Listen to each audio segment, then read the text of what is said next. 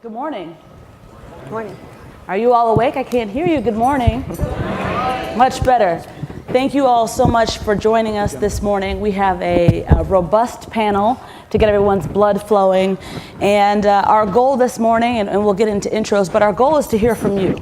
So we have experts up here to answer some questions, but I just greet you this morning on behalf of the National Minority Equality Forum. I am Dr. Loren Robinson. I am the Deputy Secretary for Health Promotion and Disease Prevention for the Commonwealth of Pennsylvania. And today I'm here to moderate this panel about the drug pricing conundrum and the impact on minority communities and communities of color. This morning, I am joined by three experts, as I've said. Here immediately to my left is Courtney Christian. She is the Director of Policy and Research for Pharma. To her left, we have Dr. Robert Popovian, Vice President for U.S. Government Relations for Pfizer. And all the way there at the end, we have Dr. Britt Weinstock, who is the Director of the Subcommittee on Primary Health and Retirement Security. And she is also of the staff of the Senate Health Committee. Britt is also an alum of the National Minority Equality Forum, where she actually was here for several years organizing this conference. So we're glad that she has joined us and has some insights for us today. So as we talk about the shifting landscape of healthcare in the United States, there's been a lot of changes. Everyone talks about Obamacare and the Affordable Care Act, and if you think about it, it's been 9 years since the ACA was enacted, and we're still talking about it and still talking about how do we achieve better health for all in the United States. And there's a lot of things that have happened to improve that, and as we've heard, we still have a lot that we need to address. When we talk about maternal mortality, when we talk about infant mortality, those are really large issues that need to be addressed.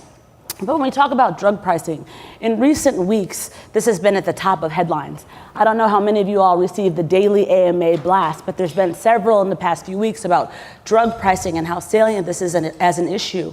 And just in terms of timing, tomorrow there's a hearing to talk about the price of insulin. And so when we think about diabetes and the disparity in diabetes and treatment and care and survival in communities of color and communities of this country, insulin and the cost of insulin and the cost of how do I afford my medications is something that a lot of patients, communities, advocates want to see addressed and are trying to figure out what is the best way to approach it. So this morning for our panel, what I've asked each of our panelists to do is to start with just a little bit about themselves. So say kind of where they're from, who they represent, and why this is an important issue to them. And then I have just a couple questions, and mostly we want to hear from you and what your questions are for our esteemed panelists in terms of how we can work toward a solution to the rising costs of drugs and prescription medications in the United States. So I'll start with Courtney, if you could tell us a little bit about yourself and why this is an important issue.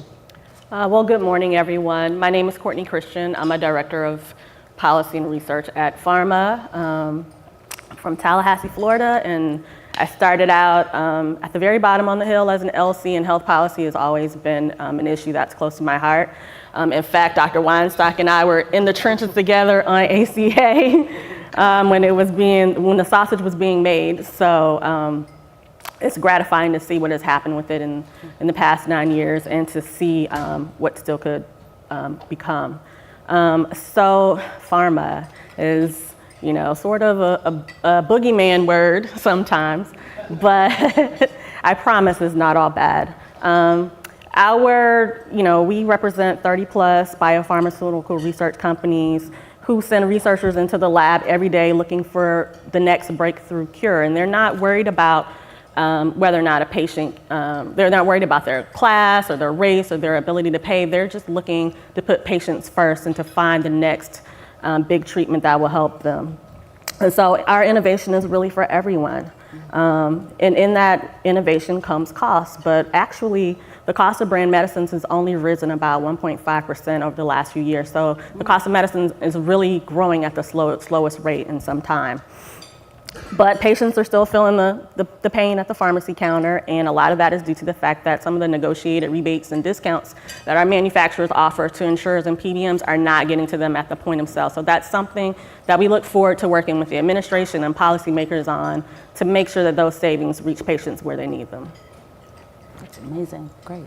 Dr. Popovian? Good morning. Thank you for having me. So my name is Robert Popovian.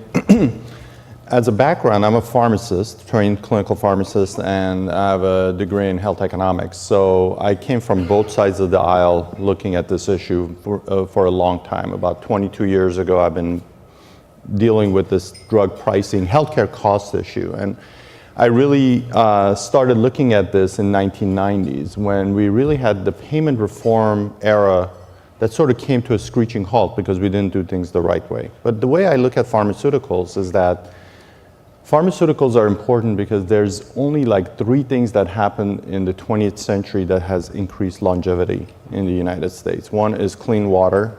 Secondly is our surgical techniques have improved. I remember when I was in training and residency, somebody had an appendectomy, they would stay in the hospital for 7 days. Now, and that was in the 1990s. Now these days, they're in and out. It's a same-day surgery. And pharmaceuticals. So they've contributed quite a bit to the longevity and the life expectancy and quality of life of patients. So that's why it's so important to have this discussion and have the discussion about access to medicines and what are the prohibitive issues that keep these medicines from patients. One of them is affordability. But the issue of affordability is very interesting in the United States because the market is really bifurcated. There's, according to Kaiser Health Foundation surveys, about 75% of the patients in the United States do well. They can afford their medicine, their out-of-pocket costs are low, and they're doing fine. It's the 25% that are not doing so well, and we need to find those patients and help them out. How do we help them out? I think it was alluded to, we need to have a more transparent system in the pricing methodology because there's about $160 billion of concessions that are given back from pharma companies to the system of the supply chain that sort of disappears in between. It goes from us to the suppliers and then it goes away. So what happens to that $160 billion, which it makes up about 30 to 40% of the expenditures in the United States, which is quite a bit of money. So imagine a patient walking into a pharmacy and now they have to pay 40% less than what they have to for their medicine. So those are the things that we need to figure out. However, there are failures in the market that need to be addressed. And we submitted our comments on Friday with regards to the HHS rule that is being debated right now and trying to be finalized. And we're hoping that our comments will be the first step into many steps that are needed to fix the system overall for patients to have access to their medicines. Good morning. Before I even say much more than I'm going to get into, my name is Britt Weinstock. However, I must say that I'm not at all affiliated with the 2020 campaign of Senator Sanders. And I'm here as Britt Weinstock, who also happens to work in the office of Senator Sanders. That being said, I want to thank Congresswoman Kelly for inviting me along with Dr. Puckrin. It's really an honor to sort of be back home. It's also a pleasure to not be running around having to organize all this. So this is a nice change for me. And I'm here today to really, number one, have a dialogue with my colleagues who I unfortunately don't have the chance to talk to enough. And also to figure out how do we fix this conundrum that is drug pricing.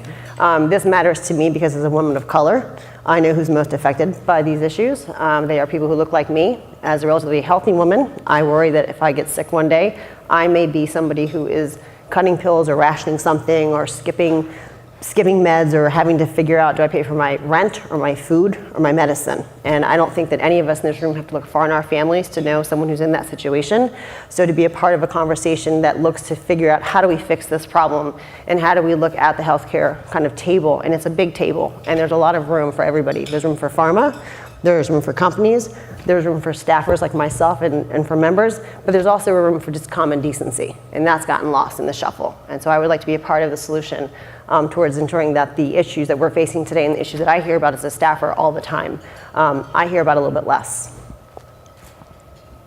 Perfect. So I'm going to start with Dr. Popovian. Just in general, and I guess in plain language, we hear so much about the rising cost of drugs, and so I think there's this confusion about, it's this Wizard of Oz, like who's behind the curtain? How are these drug prices that we're talking about, how are those set? Okay, so that's a good question because that's one of the areas that we've tried to clarify as much as we can because there is quite a bit of analytics that goes behind how we set prices. I'll give you a few of them that we consider when we are setting a drug price. So it has to do with the patient population we're serving, right? It used to be when I started in the industry, we used to bring out drugs that were for the masses, for the main population, things like Lipitor, which were for the millions, and frankly, we can price them accordingly because the cost was spread out over so many people. These days, we're bringing out precision-type medicines, which are very much for very small populations, and therefore the numerator is shrunk significantly, but the denominator, which is the investment, the risk, everything else that goes into the market, has stayed the same.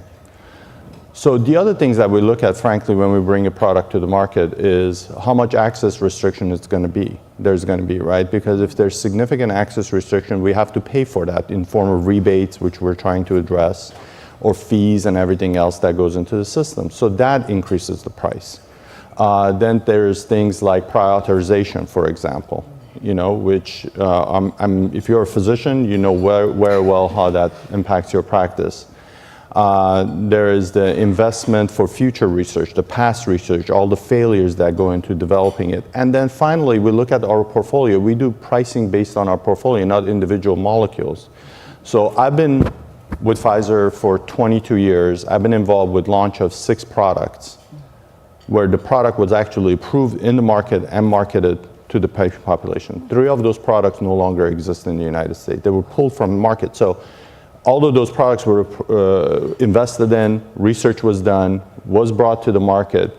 They either didn't make it from a marketability standpoint or they had safety issues that we had to pull it. And there's more products than you could imagine. So imagine me as an individual, 50% attrition rate of these drugs. And there were drugs that were wonderful and they were going to be used, and everybody thought that they were going to be used massive and bring revenue for further research and everything else. So you got to look at the entire portfolio of your medicines, and there are drugs like that get pulled or they never make up the money. I can tell you of 2 products in the Pfizer marketed drugs currently that will never make enough money in their lifetime of us selling it to make up even their R&D costs, just because the utilization is very low or there are better products now in the market comparatively. So those are all the considerations that we make when we bring the product into the market. And then the most important thing is affordability. How does the patient, is going to be afforded? Do we have patient assistance programs that we can help them out with, which also adds to all of the cost? These are not free type of endeavors. So all of these put together, and we do a lot of the analyticals behind it, brings us to a number. And then that number, you have to remember, is just a number that we put out as a list price, but it's not the price that Medicaid or Medicare or insurers pay, except for one entity, which is the patient. And this is why the system is broken. So the patient shows up to the pharmacy, and if they have a coinsurance or a deductible, which we more often than not see these days because of the changing benefits plans, and same thing applies to physician services and hospitals. More and more patients have a coinsurance or a deductible. The patient is forced to pay their coinsurance or deductible based on the list price, the price that I had put out into the market, not the negotiated price that was done on their behalf. And nowhere else in the healthcare system is that the case. When you show up to your dentist, or you show up to your physician office, or you show up to the hospital, as a patient, your coinsurance or your deductible is not based on some price that they've set. It's a price that's been negotiated on your behalf with the insurance company or with the third-party payer, PBM or whatever, and you pay that price. And that's what we're trying to change, is trying to make sure that the concessions that are made go directly to the patient at the point of sale for that patient. I'll give you my own personal example. When I went to the dentist last summer, I had a filling done. Our dental program is basically, it's a coinsurance. So when I went to pay my bill, I didn't pay the customary charge of that dentist. My coinsurance was not based on his or her customary charge. It was based on a price that was negotiated between Delta Dental and that dentist, and I paid it based on that. So the customary charge for that filling was $150, but my coinsurance was based on $75 because that was the rate that was negotiated with that dentist. This does not happen in pharmaceuticals. It happens in every other segment of healthcare except for drugs. Somehow we've created this boogeyman that this can never happen in the pharmaceutical area versus we can do it everywhere else in the healthcare system. Okay. Courtney, can you talk a little bit about challenges that you encounter as you try to negotiate or talk and advocate on behalf of pharma as we talk about drug pricing? What challenges, kind of to Dr. Popovian's point, we've got this kind of boogeyman, but it's like who is responsible and how do we address those challenges? When you encounter those? Well, I would assert that everyone in the healthcare system is responsible, right? There are costs from hospitals, huge hospital markups, the spread that the PBMs keep, the way insurers design their plans. We're all responsible, right? We're all actually essentially beholden to patients. We all should be putting patient care first. And so I think that's a lot of the way that we at Pharma choose to advocate around the issue. We're really centered on putting patient care first. What do they need? Our medicines bring value to them. They improve their quality of life, they improve their productivity in the business world. They help them better manage their conditions. And so that's how we approach these conversations when we sit down and meet with staffers and other policymakers. Our innovation brings value to your constituents, and let's work together to really figure out ways in which they're not hurt so much at the pharmacy counter. Or they're trying to, as Britt alluded to, make decisions about whether or not they need to pay their rent or they're going to pay for their medicines. That's really how we go about approaching it. That's a perfect segue into my question for Dr. Weinstock. What are the current measures? And so we get these emails, there's these bills out there, but kind of in plain language, what measures are currently being considered in Congress that would make prescription drugs more affordable, and particularly for communities of color? Sure. So there are a lot of measures before Congress, but I'm going to focus on the ones that actually will have an impact. And I'm not being biased. My boss is a lead. He's worked closely with Mr. Cummings on a few bills. One of them focuses on importation. I know that folks hear a lot about importation, drug importation, but the reality is that we spend 40% more than any other country on drugs in this country. And I can go down a laundry list of meds from those that are very few people need to those that are everyday meds. And we pay so much more in the United States for the exact same medication that we do in Canada, in the UK, in Norway, and Japan. And you use a personal example, I'll use one of mine for me. I have asthma, and I made the dumb mistake of leaving my inhaler at home when I went down to visit a friend in Antigua. And I spent $325 for my inhaler here, and I'm insured. I walked into a pharmacy in Antigua. I got the exact same inhaler, Symbicort by GSK. It was red with the same gray cover and the same 60 puffs per container, and it was $25. No, that was not even a year ago. Okay, those examples I can give them to you day in and day out. Insulin, I mean, this is my favorite story. Everyone knows someone on insulin, I'm sure. I always tell people that there's two people who are kind of credited with discovering insulin. One of them in particular, he sold the patent for $1 in 1927. And he sold it for $1 because he knew what it meant for people with diabetes. He knew it was a lifesaver. And he sold it for $1 because his vision was that every single person who needed it could get it. Somewhere along the way, we got lost along the way. And so some of the measures that I'm talking about are ones that get us back on track. So importation is a big part of that. I can talk for days about the safety issue. We are not talking about going anywhere and just willy-nilly walking in and getting something. This is a very controlled situation where you have to have a prescription from a pharmacist. There is coordination between the pharmacy, for example, in Canada, with folks in the United States, wherever you're from. There's discussion, and then you walk away with an affordable medication that you otherwise wouldn't have had if you were walking into a pharmacy here today. Another one of the bills before Congress looks at pegging. It really pegs a lot of the meds in the United States, and it looks at the median price of 5 major countries. Okay, and so it looks at us, what do we pay and what do they pay, and where's the median price of those? We already know that this particular bill, if it were to pass today, it would reduce drug prices for everybody by 50%. That is significant. This is not $5 here, $7 there. We're talking hundreds of dollars, and in some cases thousands of dollars for people. It also would save the U.S. healthcare system $360 billion over 10 years. Okay, this is very real. These are very real numbers that we're talking about. And then obviously the third one that we're looking at, and I know that everyone's heard about this, is allowing the secretary to negotiate on behalf of Part D directly with drug companies for lower drug prices. Right now, the VA, they can do that. They're able to negotiate lower drug prices. Medicaid is negotiating other drug prices.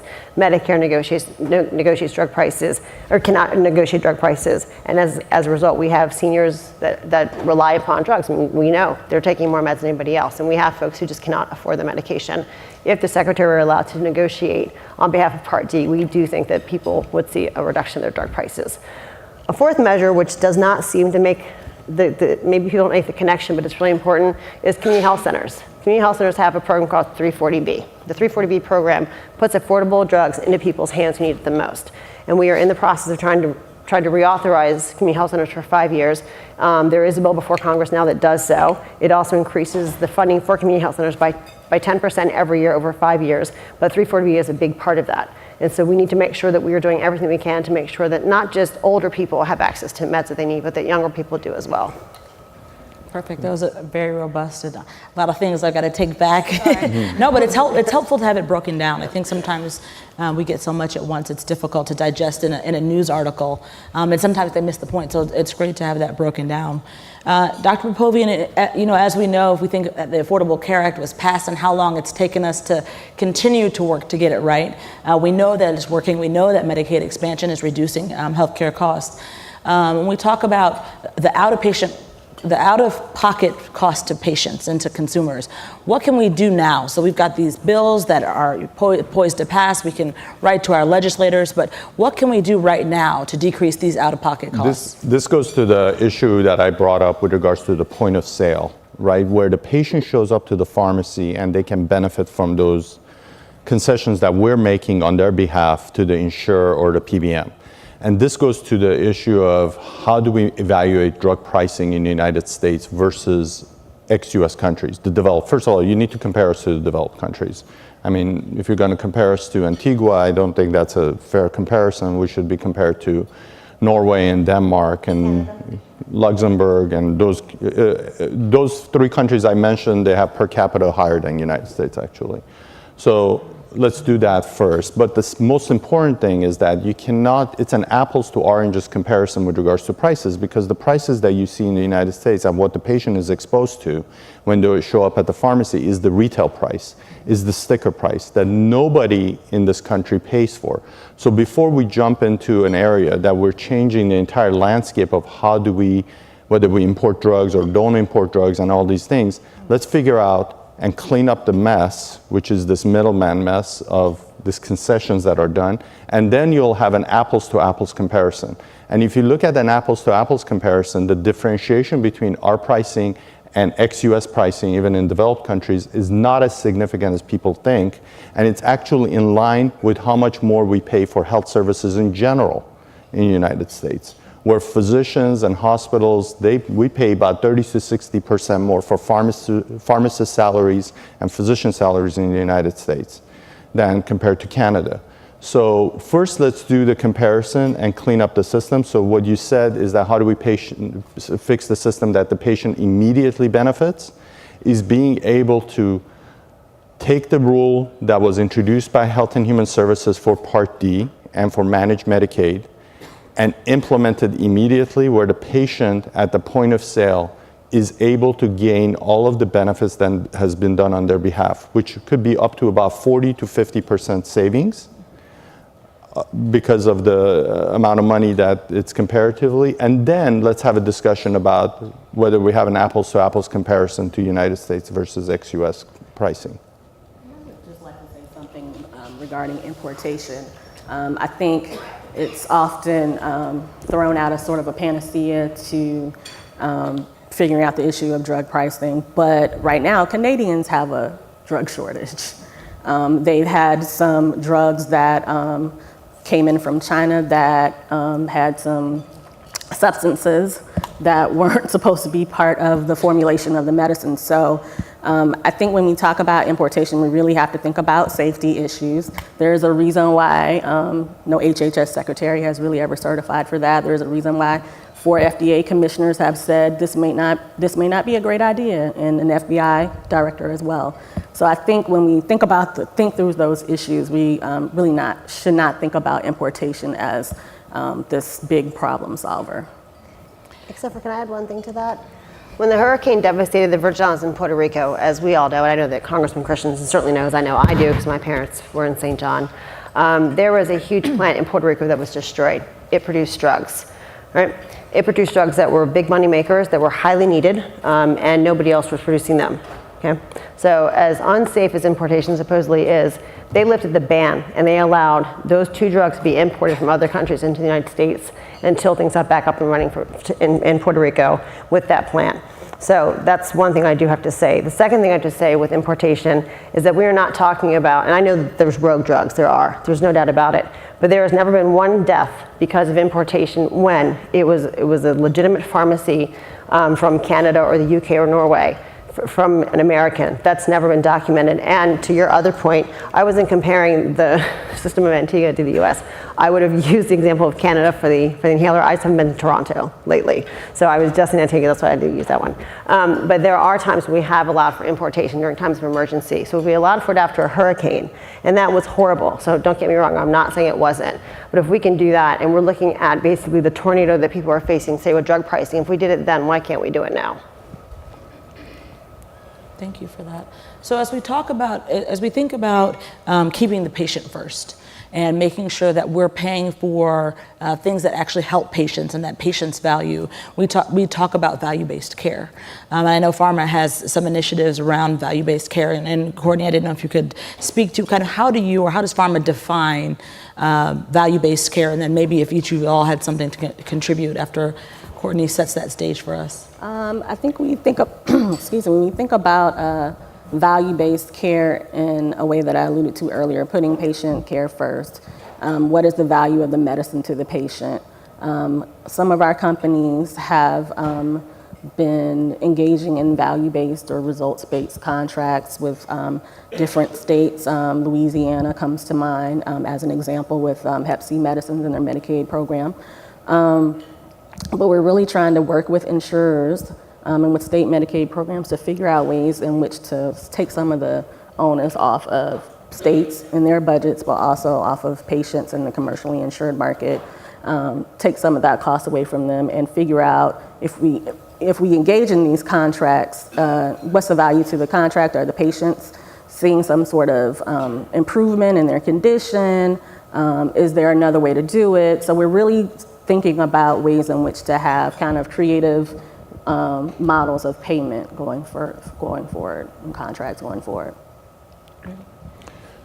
So my point of view and on value-based care or outcomes-based care is that pharma has to put their money where their mouth is with some of their products. It's not something that will be used for every drug that we have in our portfolio.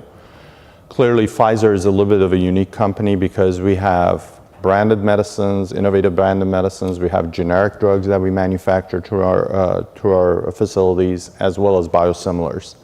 So I wouldn't say value-based contracting or outcomes-based contracting is something that we'll be using for every single molecule that Pfizer is marketing. But it's a handful of drugs that are extremely expensive, but they have 2 things going for them. There's a finite timeline where you can see the outcome for the patient, because this is the challenge we have in the United States, is that patients move around from insurance plan to insurance plan. So we need to address that. So second thing is that not only they have a finite outcome, but it's sort of like you can get the data for that patient for that period of time, right? To be able to evaluate that patient. So I think it's an ideal situation for things like cancer medicines. It is an ideal situation where you can definitely, like something like a Hep C drug, because it's a certain number of days the patient takes it, and then you can see the patient's outcome. However, it's not a situation that we want to use for example, in drugs that are used by a significant number of people nor it is a medicine, in my opinion, or a contracting tactics that you should use for drugs that have very competitive marketplaces. For example, the TNF inhibitors, which are used for rheumatoid arthritis, there's multiple drugs in those classes. And even though the prices are high, we know that the net prices are significantly lower than that because of the concessions. So in that case, what we should do is use the market power and clean up the mess with rebating and fees and everything else, and really figuring out how to lower the prices. So to me, value-based contracting or outcomes-based contracting can be utilized, but it's only for a few handful of molecules that each company has. And we should definitely pursue that. There are other ways to lower prices than that. One is more generic utilization, adoption of biosimilars. We're still lagging behind European countries in adoption of biosimilars.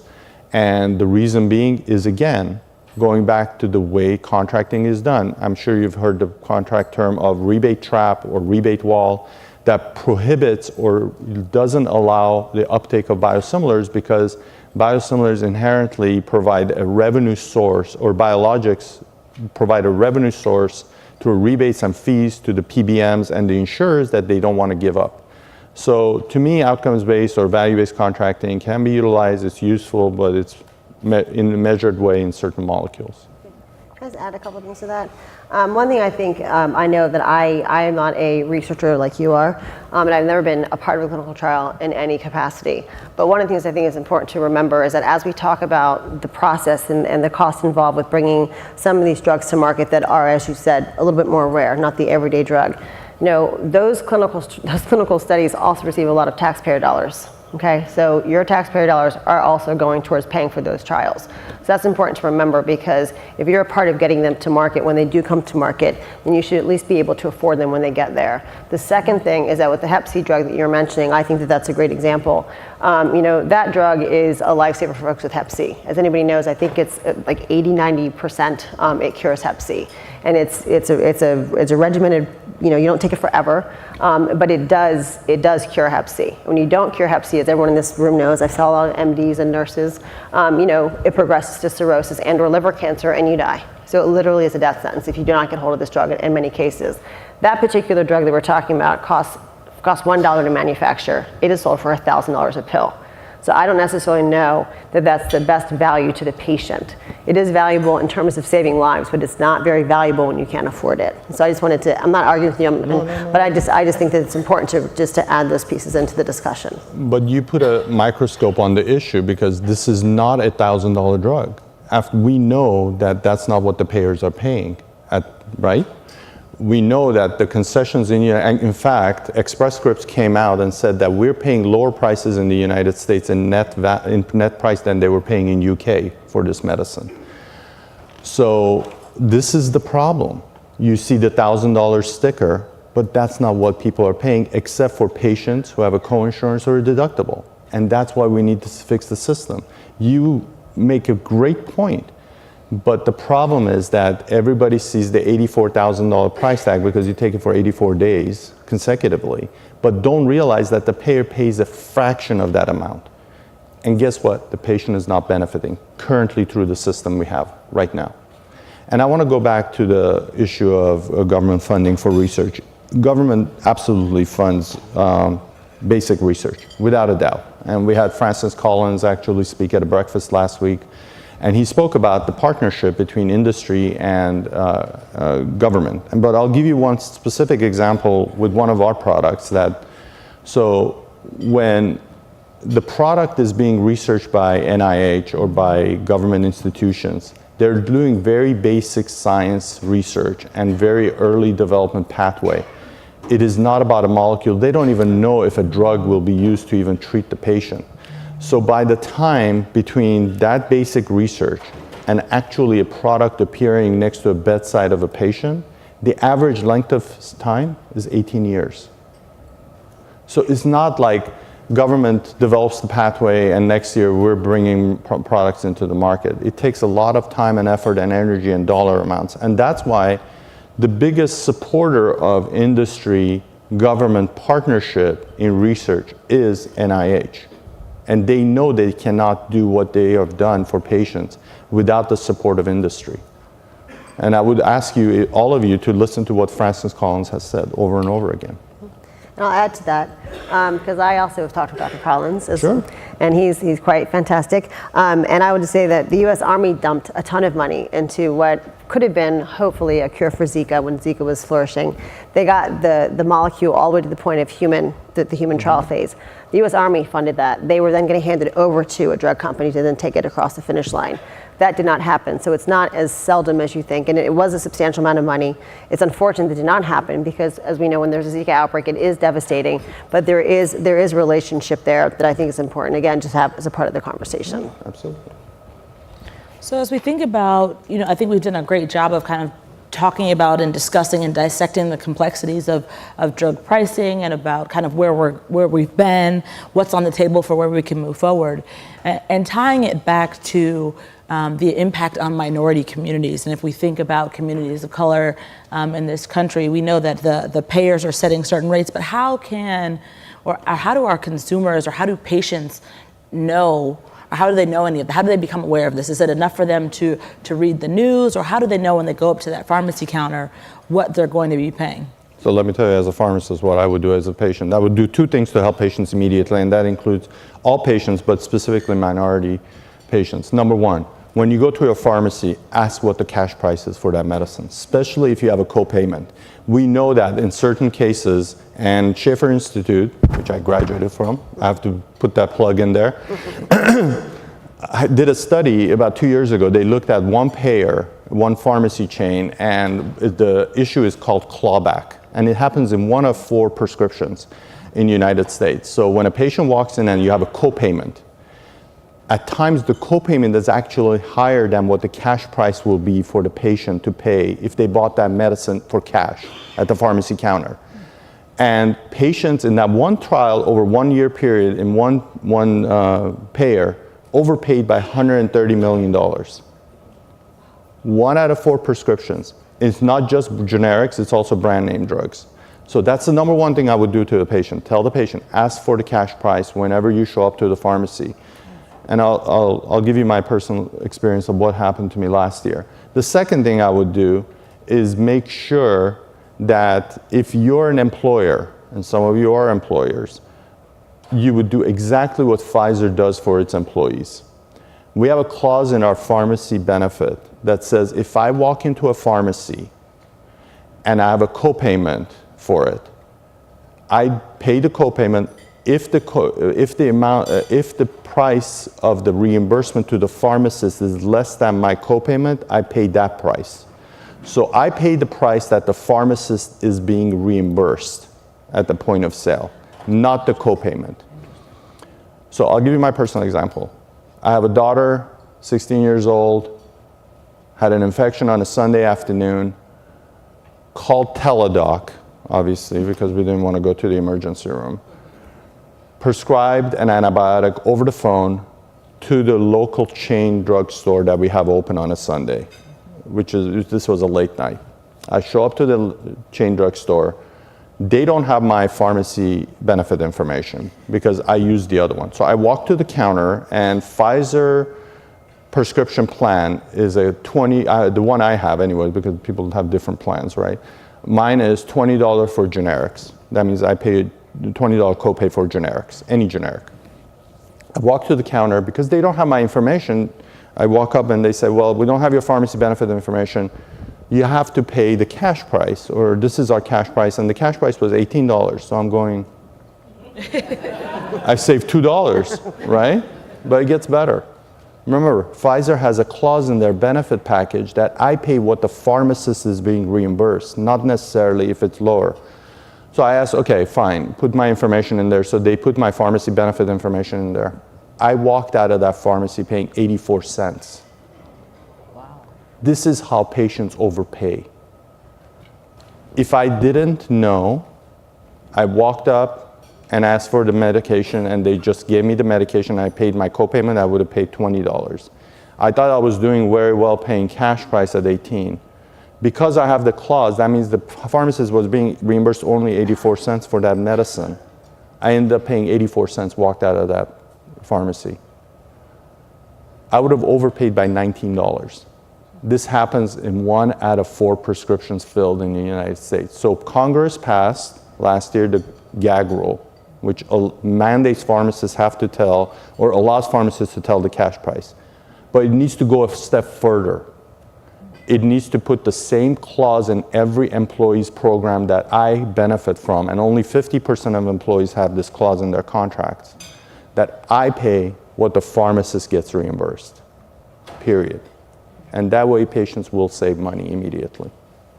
I have a question actually for the audience. Has anybody ever asked at the pharmacy what the cash price is of a prescription? So we've got about 3 out of about 4 out of about over 5 people out of about 100. Right. We assume that the insurance company is giving us the best deal. I Don't assume.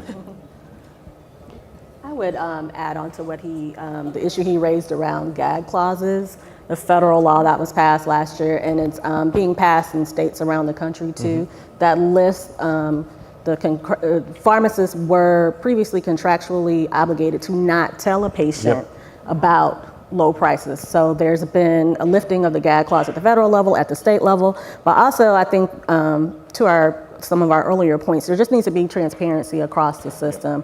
Providers need to provide information that's publicly available, maybe on a website. It needs to be in different languages so that people can access it. And that would really go a long way to helping people kind of figure out what the best deals are for them and the best way to access care and treatment. That's amazing. I feel like I'm learning things here today. Can I just add one real quick thing? In terms of that, I just want to just speak on behalf of pharmacists also. I'm not a pharmacist, but I have friends who are pharmacists. I'm a pharmacist, you're my friend. We are friends, we are friends. Maybe we'll go to Antigua together and inhaler. Just kidding. But I do want to speak on behalf of pharmacists. I know that is an effect, but I also just want to be very sensitive to pharmacists who work in very underserved communities, who are very overwhelmed, who it's not by them not wanting to sit down and explain something to somebody, but I just don't want for pharmacists to kind of walk away like you should be talking to your patients more. I know that where I live in an area that I will call spicy. Chick-fil-A is my neighbor. And I can tell you that my pharmacist, when I get my prescriptions filled, she is beyond overwhelmed and beyond busy. So I do think that we need to empower patients and empower customers to know, ask the question, ask. Absolutely. But I think that we also need to maybe work with pharmacists to say what will make it easier for you so that patients, they know to ask and that it makes it easier for you to then be able to do your job and not sit and spend 20 minutes explaining something to somebody when you've got 50 people waiting for their meds. So.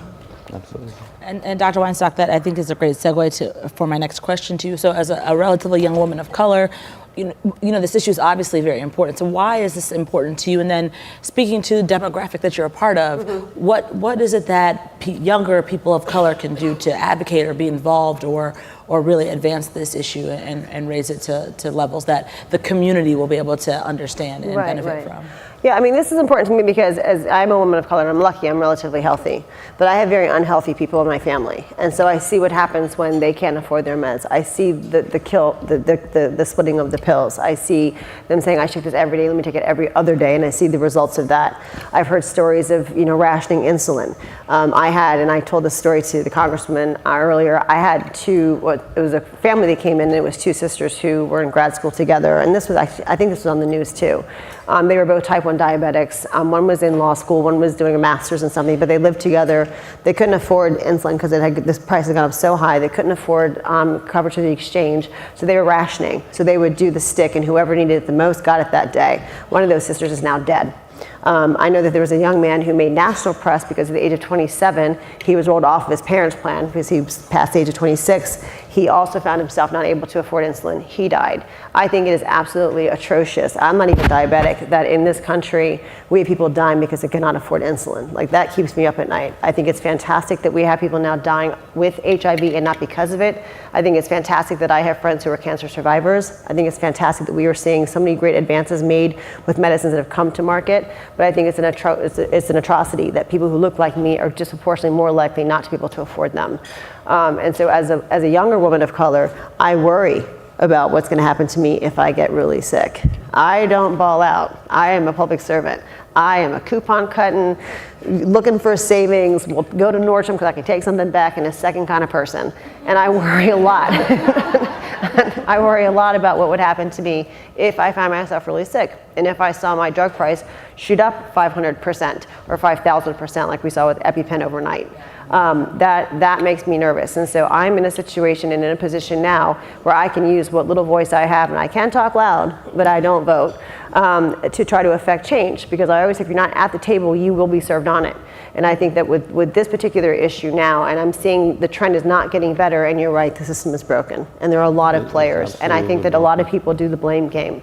So one group is blaming this group, and another group is blaming this group. All the while, you have someone at a pharmacy who can't afford their meds. And so this is important to me, because if I can provide a voice for the voiceless and a name for the nameless and a face to the faceless, then I will do so. And I will continue to do so until something starts to change. And y'all know I won't go away. Y'all know I'm stubborn. So. I would piggyback on to what Britt is saying as a young woman of color in the same age bracket.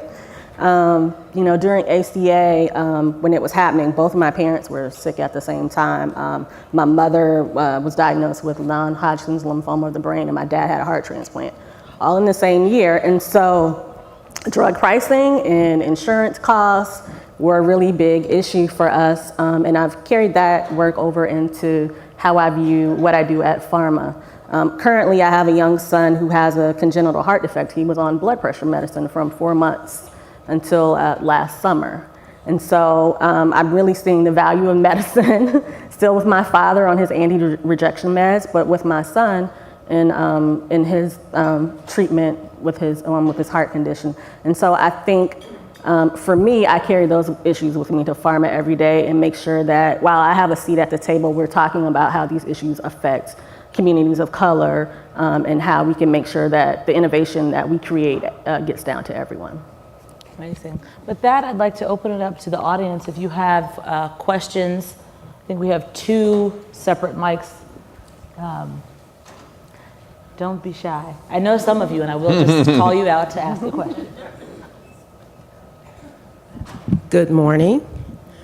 Neva Lubin Johnson, President, National Medical Association. Britt, what are those bill numbers for the 4 items? I knew you were going to ask me that question. I didn't write them down, but okay. But I will give you my card. I will. Okay. The first I mentioned, though, they were introduced by Senator Sanders, and there's a complementary bill that was introduced by the Honorable Elijah Cummings in the House, and they were very recent. The Health Center bill was just introduced also about 2 weeks ago, and we introduced that bill with Mr. Clyburn. Okay, all right, so I'll get your card and the numbers. Yeah, I promise you, yeah. You know, last weekend was the NMA colloquium. We're so sorry you couldn't make it, because the remarks that you made today really should have been heard by our membership. But we'll talk about some other ways to get some communication to our members.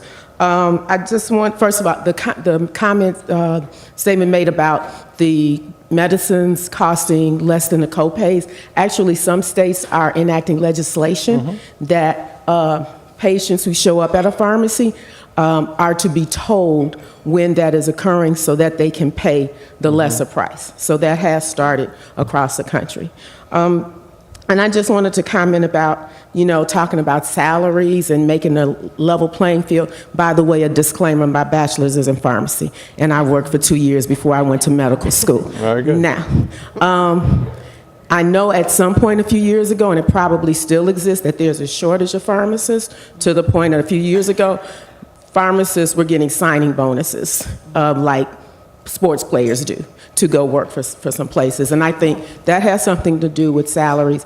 When you start talking about physicians and salaries, you know, I think you're trying to mix apples and oranges and distracting from the situation, because until the cost of medical school goes down, we have to have a way to pay for what it costs. The average indebtedness for a medical student right now is about $160,000, $180,000. And since those of color are usually the first in their families, this is piled on top of undergraduate debt. So they're easily over $200,000 in debt. So I wouldn't mix, you know, trying to level the playing field all over with salaries as an issue. Thank you. Can I add one So thing? may I address that? Go ahead, yeah, go ahead. Do you mind? So I agree with you. I think that there are some certain issues with not only the pharmacists, but the physicians with regards to college tuitions that they have to pay, as well as medical malpractice that other physicians don't face in other parts of the world. But it is also very clear from the data that countries that are very well off are not paying their healthcare professionals as much as we are in the United States. So I'll give you 2 data points. One, if you look at the percentage of the dollar amount spent on pharmaceuticals in the US, which is between 12 and 14%, that includes both retail and infusion drugs, it's very similar to what other countries are spending as a percentage. So Canada is about 11%, I think UK is about 10, 12%, France is about, actually Canada is about 16%. So it's very similar. But the other thing with regards to drugs, it's not as much of an apples to oranges comparison, because as you, as healthcare professionals, as me as healthcare professionals, somebody who's still paying their graduate debts in the United States, there are differences in regards to how much there is freeloading that goes on ex-US on drug prices in the United States. So there is clear data that countries that could clearly afford to pay more for the prices, and they're small enough that we walk away from, are not taking on this responsibility of spreading the cost across the countries. And what they're doing is putting the entire pressure on the United States market and its payers and patients to be able to subsidize. And I'll give you a data point. The 2 countries that are per capita spend most in drugs are United States and Switzerland. They're also 1 and 2 in regards to innovation of new medicines. So everything falls on the US-based consumer, unfortunately. Okay, Go ahead, Britt. So I just one more. I know I mentioned the Community Health Center bill. That Community Health Center bill also includes the National Service Corps, which is as everyone knows, is a vitally important program. That bill that I just talked about, that Senator Sanders and Congressman Majority Whip Clyburn introduced together, includes a 10% increase for the National Service Corps over 5 years. When we worked directly with the folks who represent the Service Corps, we talked with folks who applied to the Service Corps, were admitted. We've talked to people who were denied, not because of any other reason, because of funding. Currently, the Service Corps turns away about 60% of its applicants who are qualified. If this bill were to pass, within the first year, they would double their funding. At the end of the 5 years, they would triple their funding, and they would not turn away one person. So they would help alleviate the loan problem that you're talking about, because one of the people that struck me when she came in, she was a dentist, a rising dentist. Her debt she was looking at was almost $400,000. In order to pay for dental school, she enlisted in the military. And so she served her 4 years and then came out, and she wants to practice in primary care settings. So we know that we've got very dedicated rising providers, pharmacists, doctors, dentists, nurses, mental health providers. With the opioid crisis in particular, we're very concerned. But the National Health Service Corps is a huge program that really does help address exactly what you're talking about. So there is legislation that we have. We just need to get people behind and demand that it get passed and signed. All right, thank you. I'd just like to say and comment to Mr. Popovian about the U.S. burdening the cost of drug development. To me, that's an issue that pharma needs to work out. Absolutely. and decrease that expense being passed on to patients. We need solutions from you, just not talking about what the problem is. Absolutely. Thank you. Hi, good morning. Thank you so much. It's been very insightful hearing from all of you. One topic I would like to hear more about is the money that CEOs make. And as a consumer myself, I'm really questioning the morality of the leadership in pharma industries. And one thing that comes to mind is the Sackler family, who has been accused of being a major contributor to the opioid crisis. How can we assure that the medical community and communities of color are not being exploited? What are the checks and balances? And if there's not, how do we fix that issue? Okay. You want me to address it? Sure, I can't address the Sackler issue. That's something another company you need to ask Purdue Pharmaceuticals for that question. I can tell you that our CEOs make no more nor less money than any other CEOs, and specifically, if you think about the value that pharma brings to this healthcare system, is it as valuable as an insurer CEO or a pharmacy benefit manager CEO or a CEO of a hospital association? I would say pharma company CEOs bring a hell of a lot more value to the ecosystem of healthcare than any of those other entities currently. So I can't do comparison, but I can tell you from a value perspective, we do a hell of a lot better job than all the other ones that we're compared against, including other type of CEOs. So I can't tell you exactly CEO salaries, how it compares, but the value proposition pharma brings to the healthcare ecosystem is far more than anybody else. So whether or not they make more or less, I don't know, but that would be my answer to you with regards to the morality issue. Just to add to that, I think that it's important to also note that we're not talking about salaries, normal salaries. I know that the gentleman who worked at Gilead, who sold his portion, his profit alone was $400 million. I will never see that kind of money in my lifetime. So we're talking about massive salaries. So while, yes, they are all pretty comparable across CEOs, they are enormous sums of money that we are talking about. So. But I would go back to the value proposition. I go back to the salaries. I think also one of the challenges is if we talk about the value proposition, that if you are representing pharma, that you would feel like you're doing the best job, and that's, I'm an internist and a pediatrician, and my full-time job is in public health, and so on my end, I'm like, wow, public health is solving all these problems, and I would say that the value proposition of public health is just, this is going to be the wave of the future and how we solve things.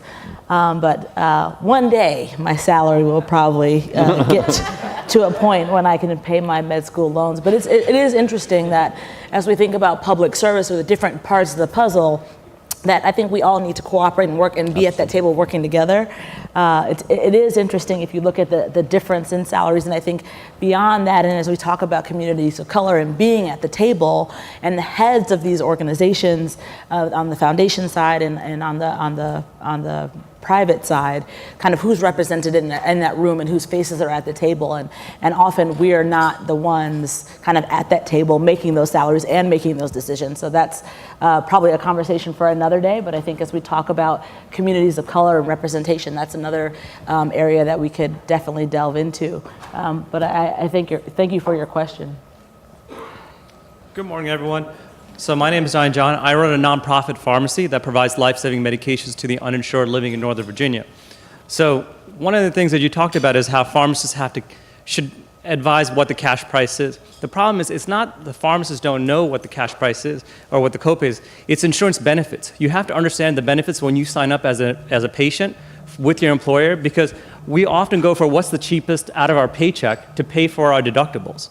So when you go to a pharmacy, as a pharmacist, if you come to fill a prescription, I can't tell you what your copay is going to be because you may have 3 or 4 options from your employer, and if you chose the one that had the least amount of your paycheck, you're going to have the highest deductible. Versus if you took more out of your paycheck, you probably have a cheaper copay out of pocket.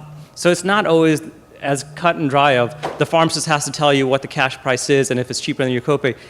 When you show up, is just as a mystery to us as it is to you.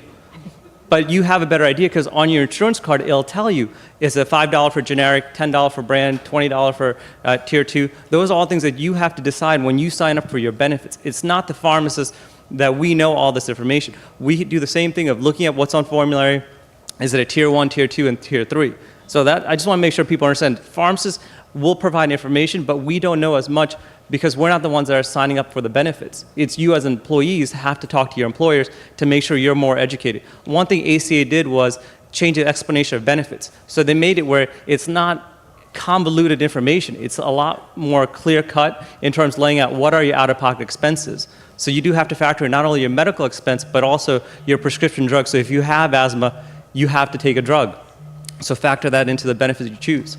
But my question is, you can't mention, you've talked about how no one pays a sticker price or list price. However, there are 27 million Americans in the US that are uninsured. So when we talk about insurance companies and talking about pharma and PBMs, we're leaving out these 27 million individuals that are uninsured.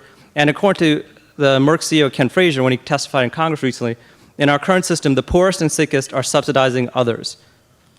So Medicaid expansion is just becoming a thing in a lot of states. Like in Virginia, we just expanded Medicaid this year alone, so now 325,000 patients in Virginia have access to Medicaid. But how do we help the uninsured patients, the people that are still not eligible? Because one of the restrictions of Virginia is that workforce requirement that Medicaid is becoming popular in very Republican states, where we have a lot of uninsured that not necessarily have the documentation. They may not have the quarters of work that are necessary for you to qualify for Medicaid.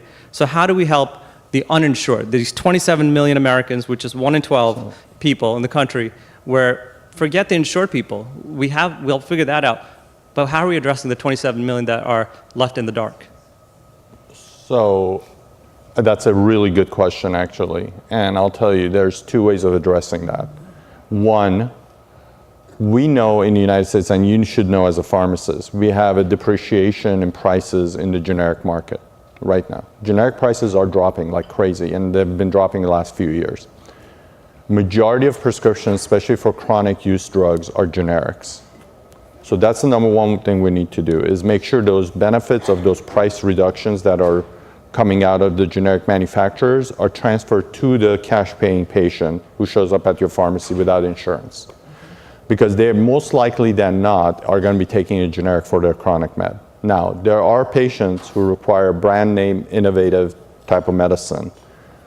Those, fortunately, for companies like Pfizer, we have patient assistance programs. So I would say for those patients that show up to your pharmacy and have no insurance, and they require a brand name medicine, for some reason or another, they were able to get it from a physician because they need to have a prescription and they were able to see a physician, then I would say approach a pharma company, because I've yet to see a pharma company out there who has turned away a patient. And this is the difference. I'll tell you, this is the difference between pharmaceutical companies, physicians, hospitals, versus insurance and insurers or PBMs. You show up to a hospital, you don't have insurance, you will get care. You show up to a physician's office, you don't have insurance, you will get care. I know physicians who barter their services. You show up to a pharmaceutical company, you don't have insurance, you will get your medicine for free most of the time. Try not to pay your PBM bill or your insurance bill every month. Try to barter with that company. You will never get through. They will cut you off right at the knees. And that's the difference between healthcare professional groups and insurers and PBMs. So can you so as a provider, who should be the person who connects that uninsured patient? So is it me when I'm seeing my patient in the office, hey, there's this program that you qualify for, should the patient rely on themselves? Is it the pharmacist at the point of sale who says, well, instead of $18,000 for this hepatitis C drug, it's actually free, you just need to do X, Y, and Z? It needs to happen on all three levels, frankly. It needs to start with because eventually, when we're talking about somebody showing up at the pharmacy, whether they need a generic drug or a brand name drug, it needs to have a prescription that was written by a physician. So that physician right away knows if that patient is uninsured, because they're seeing them as an uninsured patient. And they should know that, okay, this patient is uninsured, I can manage their disease with X, Y, and Z, but I do need the hepatitis C drug, right? And that's when it starts the ball rolling about, we have programs that I'm sure we promote to all the physicians about, call the 800 Pfizer, whatever number for patient assistance, you call that number. If that doesn't go, then it's the next level is the pharmacist that should help that patient. But there's help to be given. I don't want to have any notion that any patient in this country goes away not getting their drug from pharma companies. When we started our patient assistance program in Pfizer about more than 2 decades ago, it was all for uninsured patients. Now, majority of our members are underinsured patients, like you just talked about, because there are patients who are also underinsured, which is as bad as uninsured. So I would say starts with the physician, because the physician knows right away, and then it goes to the pharmacist. And I want to address your question, the first point that you made about cash prices and whether or not the copay, you don't know what the copay is. You're absolutely right. The problem with the system we currently have is that everybody wants transparency, but transparency starts the minute you decide on what insurance plan you sign up for. I'm longing for a day that I would sit in front of the computer during the enrollment period. I would put in the physician I want to see, the hospital I want to visit, the pharmacist I want to go to, and the drugs I'm taking, and somehow that program provides me the best plan for me to have and what my options will be from an out-of-pocket standpoint. That is not happening right now, and that's a travesty. In an era that I know that Amazon can track the hourly, by second when my package is going to be delivered. Somehow or another, the insurance industry has convinced everyone that this information is an impossibility to get. And that's a travesty. And that needs to be fixed. So just to push back on the pharma comment of the PAP programs, so my organization, we only work with uninsured. So we provide generics, brand name medications, and we do a ton of PAP. So we go through all the gamut of all the pharma programs. But PAP programs are drying up. So nationwide, the eligibility is shrinking in terms of who qualifies for PAP, especially when you don't have the right documentation of income statements and all these other paper requirements to become accessible. However, I do have to say Pfizer and some other pharma companies are expanding the FPL, the federal poverty level, that they are making for people to qualify. Exactly. But PAP programs are not as popular as they used to be because most of the drugs that were popular for chronic illness have gone off the patent cliff, are now generics. And when you talked about generics should be depreciating pricing, pharma companies have bought the generic manufacturers, so they double dip. They get paid on the front end for the brand name and also on the generic side. So there is a little bit more competition in generics, but you have consolidation within the generic drug market. So you don't have as much savings as you once did 5 years ago. So it's kind of a false statement to say that generics prices are dropping at a record clip. It's not the case. Look at methotrexate. When you have drug shortages where there's not enough people making a certain drug, prices go up because there's a shortage. So there's no easy solution, but it is important to realize that you can't just say that generics are cheap and we should, try to prescribe as many generics. I believe in generics. I think it's very good for you to use. But at the end of the day, people need to be off of drugs, and we need to empower people based on outcomes and that value-based discussions as you were talking about earlier. I'd like to go back to something he raised about insurance benefit design and how people make those choices. I think that is really important that we kind of maintain those health literacy campaigns we started around ACA, trying to tell people, educate people, what is a copay, what is a deductible, what do these terms mean? I think if we can find ways to work with, and we do at Pharma, with third-party groups to really do like that sort of patient education so that they're empowered to make the right insurance benefit design choice. Can I just add one thing too? Because I do want to keep it a little bit real. I know that a lot of companies do a lot of great work with their patients, like assistance programs. Pfizer's one, obviously. But let's just be honest. A lot of people who are uninsured and underinsured, they don't have the types of jobs where they can sit on the phone and be on hold for hours. They don't have the kinds of jobs where they can say, hey, I got to take a break for an hour because I got to clock in and clock out. And so they don't have the luxury of going through the process. The gentleman who was just up, the gentleman, where did you sat? There you go. Not everyone has the benefit of having access to you. Not everyone knows that you're around. So a lot of people who are uninsured and underinsured, they don't know where to go. And even if they had a 1-800 number, I know I've called that number on behalf of my family. It is a root canal a little bit. It is not easy. It's tedious. The call drops if you don't take notes. I was just talking to Claire and she told me this and Paul just told me that. The reality is that they don't have that type of time. Not everyone does. Some people just don't have the bandwidth. Some people are very sick. So I think that we need to be very honest about what we're talking about when we say that these benefits are out there, and they are, and it's fantastic. But we need to figure out a way to connect the people who need it with the benefits that exist, and that's not happening enough either. So. Good morning. My name is Cleo Samuel. I'm a faculty member at the University of North Carolina, Chapel Hill in the Department of Health Policy and Management. I'm a health services researcher. Specifically, I focus on cancer outcomes research. And so, as you know, cancer drugs are very expensive. And so this topic that we're discussing here today is very near and dear to my heart and salient, quite frankly. And sorry, is it Dr. Weinstock? It's Britt. Britt. It's Britt. I really appreciate your comment. I have a comment and a question, but your comment really resonated with the point that I wanted to raise, which is that I think we need to take a step back and really think about what we're asking of patients.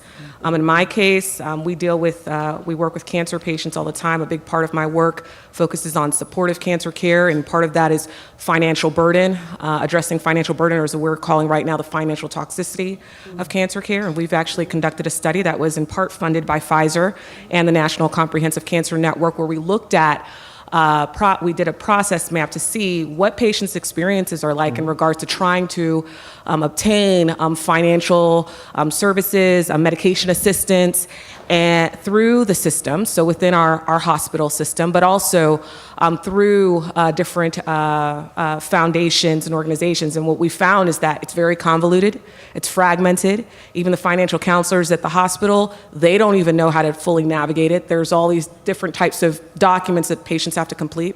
Oftentimes it's duplicative, it's redundant. There's always one more piece of information that they need. And again, when you're talking about patients, at least in our case at our hospital, where we see patients from every single county in the state of North Carolina, many of whom are patients coming from rural, very poor communities, they don't have time for this. They don't have time to really sit on the phone, figure all of this out, pulling all this paperwork together. And so when we're saying, when comments are being raised around, asking patients to, better educate themselves around what their drug costs might be. Even when you sign up for insurance, quite frankly, you don't know what your health situation is going to be like during that year. You don't know that you may have a cancer diagnosis, and now your costs are going to skyrocket. So I think that, again, we really need to take a step back and think about what we can do as a system to change the system, to structure it in a way where we are actually providing quality, equitable, and ethical care to patients, and not really putting all the responsibility on them, because right now the way the system is structured, it's not really structured in a way to benefit them and make it easy for them. So that was my comment in regards to that. And then secondly, my question, I really appreciated, gentleman from Pfizer, you sharing those details around asking for the actual price of the drug, getting that information, and then learning more about being able to take advantage of the price associated with the reimbursement that a pharmacy receives. But again, this panel is focused on drug pricing, the drug pricing conundrum in communities of color. What we know from the literature is that communities of color tend to have pharmacy deserts. There was a study published in Health Affairs a couple of years ago based on Chicago, showed that communities of color, particularly hyper-segregated communities in Chicago, are less likely to have pharmacies. And we also know that from the data as well, that communities of color, when we compare drug pricing across communities of color relative to communities that are predominantly white, we know that communities of color tend to pay more. The drug pricing is actually higher. So when you have fewer pharmacies, less competition, and when prices are higher, how can our communities actually take advantage of the recommendation that you're suggesting? So how can we address this? How can we ensure that, in fact, communities of color aren't paying more for the same drug that maybe their neighbor 60 miles away is paying less for and actually has more resources to pay? So that is my question. Yeah, that's a dilemma. I mean, that's just background. I grew up in Hollywood, California, and I did my internship at Daniel Freeman Memorial Hospital, which is in Southwest Central LA, and that is an issue. Access to healthcare professionals, whether it's all the way from physicians to pharmacists to nurses, is something that we need to address, and we need to be able to provide better services to patients in minority communities. But that doesn't preclude that there are solutions out there to be had. I agree with you. There's a need for more pharmacies and more access and those things. And instead of opening the next 5 independent pharmacies in Beverly Hills, California, probably we need to open about 2 of them in South Central LA where I practice. So I don't know what the answer is to that, but just to provide better impetus of investment by minorities within their community, just like Magic Johnson did. I went back to South Central LA recently and to the neighborhoods I used to be at. And it's just changed, the entire environment has changed because he was able to reinvest a lot of money and bring a lot of resources that never existed when I was there 20 years ago. So I think it's an impetus on us to go back and reinvest in our communities that we come from. I don't have a good answer for you, sorry. It's all right, we'll keep working on it. Thank you. And then we'll take this final question here, then we'll wrap up. Hello, my name is Charlene Harada Woman. I've been a nurse for 18 years, and I just like to thank you all for this panel. It really helps. 12 of my years have been in home care, and being one of the most respected professionists out here, for me, it's a little easier. The patients that I work for, I am able to utilize the patient assistance to help the patients get the medicine that they need. In one instance, I helped one patient. It only took 2 weeks for that patient to get their medication. And I thank the pharmaceutical companies for giving it to them because they really didn't have the funds to pay for it. If anyone have any problem Ask a nurse. It comes on all the commercials. Ask a nurse. Ask a nurse. She has many resources and things in her hat that she can actually give you the information that you need, and to also make those patients feel comfortable with having someone to advocate for them. It's nothing like a person to advocate for you to get medicine. Some of the physicians even can start in their clinics to have samples to give the patients. I see patients at home on a daily basis with samples. Samples, samples, samples. It's really simple. Give the patients the samples. It's not that hard to do the inventory to keep it. Your medical assistants take control of it, and then those patients who can't afford it will be able to be assisted. My question for the panel is, how many consumers do you have on your board? If you use consumers and bring them into your boardroom, then they can help you with all the issues and the problems that you're having with trying to help people in the community to be able to afford what they need. If you don't have consumers in your boardroom, there's no way you're going to be able to solve this problem. This problem has been going on for very long, and if you bring those consumers in, they can tell you actually what they need. Just ask them. Do a survey. Ask them. They tell nurses all the time what they need. I'm quite sure if you invite them in your boardroom, they will explain.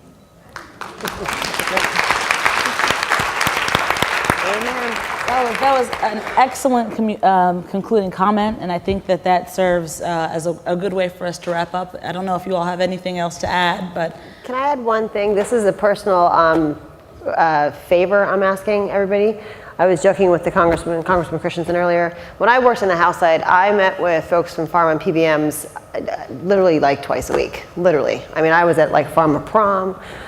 You know, I've been in the senator's office now for 2 years. I can count the number of people from these two communities I met with, and it's zero.